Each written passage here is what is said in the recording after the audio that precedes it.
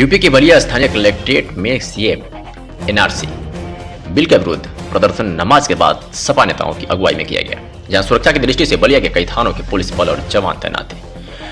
प्रदर्शनकारियों ने बताया कि राष्ट्रपति के नाम ज्ञापन देंगे, वही मोदी और बीजेपी मुर्दाबाद के भी खूब जमकर नारे लगे। जहां हजारों की संख्या में लोग प्रदर्शन कर रहे थे और कहा कि अगर बिल वापस नहीं हुई तो इसकी लड़ाई आगे तक लड़ी जाएगी। खबर बलिया से न्यूज 9 नेटवर्क पर आपको दिखा रहे हैं, जहां स्थानीय कलेक्ट्रेट में सीएबी एनआरसी बिल का विरोध प्रदर्शन नमाज के बाद सपा नेताओं की अगुवाई में किया गया है।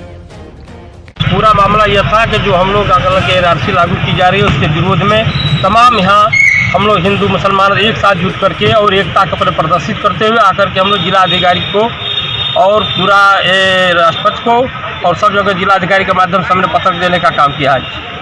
जी, ये जो एनआरसी जो बिल लागू हुई है, क्या ये जरूरत थी क्या सरकार? बिल्कुल ज़रूरत थी, नहीं थी। ये तो अनावश्यक सिर्फ ध्यान भटकाने के लिए जो आज पूरे उत्तर प्रदेश में बलात्कार हो रहे हैं, महंगाई बढ़ रही है, प्याज का दाम बढ़ रहा है, तमाम इस तरीका की चीज़ों से हटाने के लिए सिर्फ काम किया जा रहा है। एनआरसी इनके पास कोई दूसरा मुद्दा नहीं है। सभी पार्टी के लोग आए थे प्रोटेस्ट हुआ इसमें एनआरसी के विरोध में कैब में। जैसा कि ये जो प्रोटेस्ट हुआ है पर्टिकुलर एक पार्टी को देखते हुए प्रोटेस्ट हुआ है, समाजवादी। आज मुसलमान कौम इतनी मुतहिद हो गई है दूसरों पे कि खुद आके प्रोटेस्ट नहीं कर सकते हैं।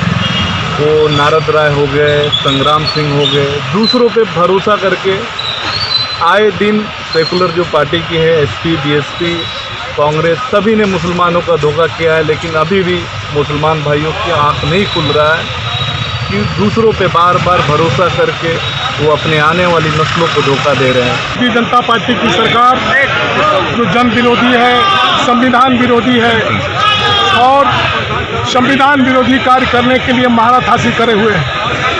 आज जो नागरिकता संशोधन बिल पास कराने का काम किया है दोनों सदनों का, उससे पूरे हिंदुस्तान में बहुमत के बल पर किया है। संख्या बल उसके पास है, जो चाहे करा ले, लेकिन देश के लोग इसको मानने को तैयार नहीं है। उसी के क्रम में बलिया के हिंदू मुस्लिम सभी लोगों ने मिलकर के उस बिल का विरोध करने के लिए अपना विरोध प्रदर्शन करने का काम किया है, मांग पत्र देने का काम किया है। आर्टिकल 14 का क्या उल्लंघन हुआ है?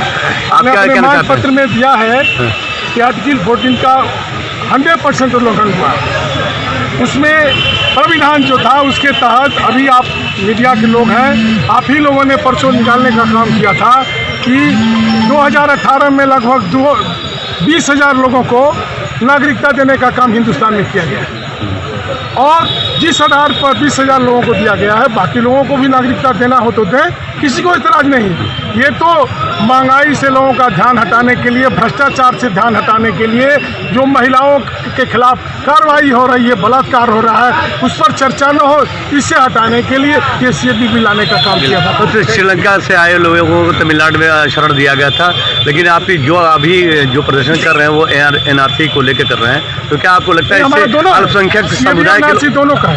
सीएबी एनआरसी दोनों का। तो आपको लगता है अल्पसंख्यक समुदाय को टारगेट करके लिए ऐसा किया जा रहा है? बिल्कुल किया गया है ना, संविधान के हिसाब से किया गया रहता तो हम उसमें जाति धर्म कहाँ लिखा हुआ है?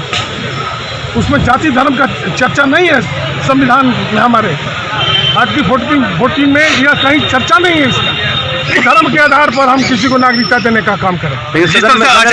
अचानक ये बिल लाया गया, क्या ऐसी जरूरत थी? क्या कोई जरूरत थी? भाई हम लोग तो ये कह रहे हैं कि जिस तरह से आपने 2018 में लगभग 2,000 लोगों को, अब तक लगभग 20,000 लोगों को आपने नागरिकता दिया है किसी भारतीय जनता पार्टी की सरकार में, जिसमें मुसलमान भी है, हिंदू है, सिख है, ईसाई है, बौद्ध है, सबको दिया है, तो बाकी लोगों को भी देना था, तो उसी आधार पर क्यों नहीं दिया? यह बिल सिर्फ समाज को बांटने के लिए, हिंदू मुसलमान को लड़ाने के लिए काम किया गया।